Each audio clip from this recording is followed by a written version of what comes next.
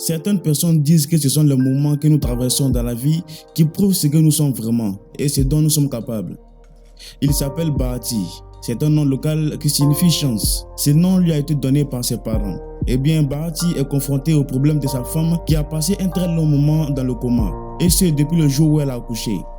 Il dit qu'il ne pouvait pas payer les factures d'hôpital pendant longtemps, alors ils ont été renvoyés à la maison. Maintenant, il ne fait rien de la journée. Il s'occupe plutôt de sa femme mourante qui a des tubes dans la plupart des parties de son corps. Elle les utilise pour manger, respirer et évacuer les déchets de son corps. Son état est terrible. Chaque fois qu'il y pense, il finit par pleurer. Avant de continuer la vidéo, si vous êtes nouveau sur la chaîne, abonnez-vous et activez la cloche de notification pour ne plus rien rater de la sortie de nos prochaines vidéos.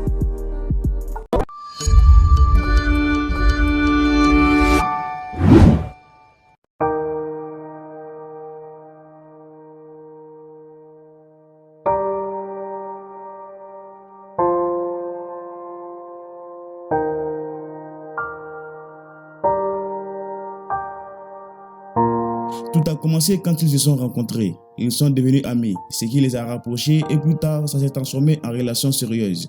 Et comme tout commence, il l'a demandé en mariage. Ils ont décidé de se marier tous les deux. Ils ont donné naissance à un petit garçon qui était normal. 2 ans plus tard, ils ont décidé d'en avoir un autre. Et c'est là que tout a commencé. Selon ce que dit Bahati, sa femme est tombée enceinte. Ils attendaient l'enfant et elle était enceinte de 7 mois. Ils ont pris soin de la grossesse comme ils le faisaient avant. Bahati avait un travail auquel il se rendait toujours tous les matins et rentrait à la maison le soir. Il donnait l'argent nécessaire pour la maison. Un jour, il dormait. Il était environ 2 h du matin. Elle pleurait fort en disant qu'elle ressentait beaucoup de douleur. Bahati savait qu'il était trop tôt pour elle d'accoucher puisqu'elle était enceinte de 7 mois. Ils avaient toujours l'habitude d'aller pour des contrôles prénataux. Il lui a demandé de tenir bon et qu'ils iraient à l'hôpital tous les matins. Mais sa femme n'a pas pu tenir aussi longtemps. Comme elle continuait à crier, il a décidé de se réveiller et de l'amener à l'hôpital. Ce qui n'était pas facile du tout. Il dit que le transport n'était pas facile, puisqu'ils étaient sous le premier verrouillage pendant l'épidémie convoitée. Il a appelé tout le monde dans son quartier pour leur demander de l'aide et l'un d'entre eux s'est avéré avoir un vélo. Elle a été mise sur ce vélo et ils sont allés à l'hôpital. Quand ils sont arrivés, on lui a donné quelques pilules qui l'ont aidé à se calmer. Mais les médecins lui ont dit qu'il n'était pas encore temps pour elle d'accoucher et qu'il ne pouvait rien faire de plus pour elle et on leur a demandé de rentrer à la maison. Les médecins leur ont promis que tout irait bien et qu'ils n'avaient qu'à rentrer à la maison et la laisser se reposer, car c'était tout ce dont elle avait besoin. Ils ont fait ce que le médecin leur a demandé. Ils ont marché jusqu'à la maison et selon ce qu'a dit Bahati, elle allait très bien au moment où ils sont rentrés à la maison. Mais en arrivant là-bas, tout a changé. Elle a commencé à crier et cette fois, c'était pire qu'avant. Pourtant, cela faisait juste quelques minutes qu'ils sont rentrés.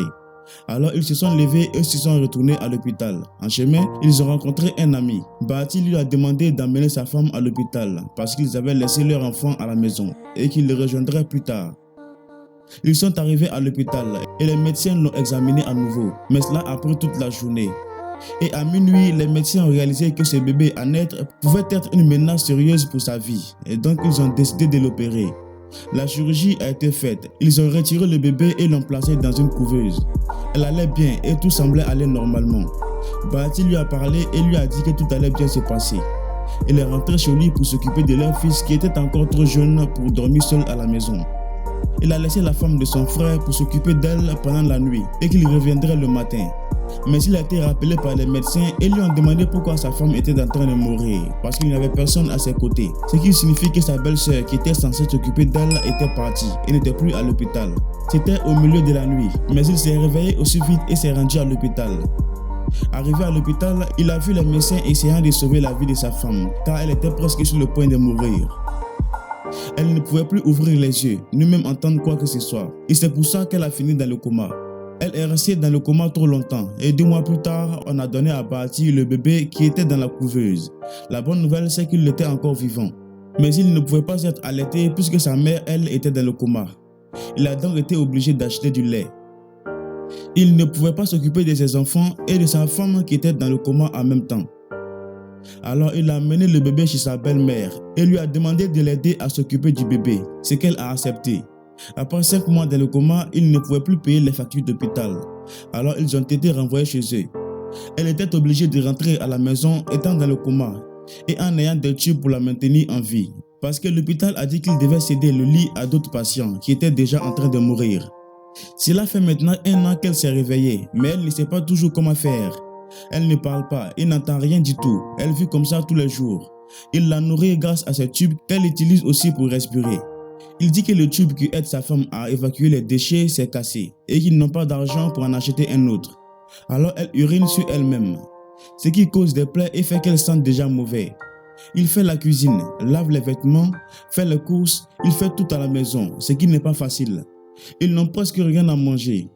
Quelques personnes leur donnaient souvent à manger, mais elles sont toutes fatiguées de les aider parce que cela fait trop longtemps.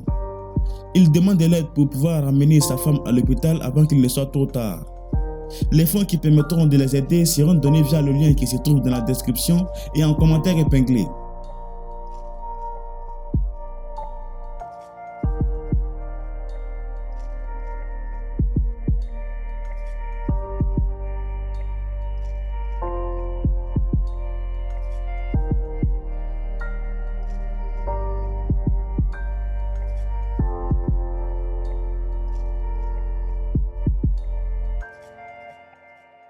Merci d'être resté jusqu'à la fin. N'oubliez pas de vous abonner à la chaîne et d'activer la cloche de notification pour ne plus rien rater de la sortie de nos prochaines vidéos.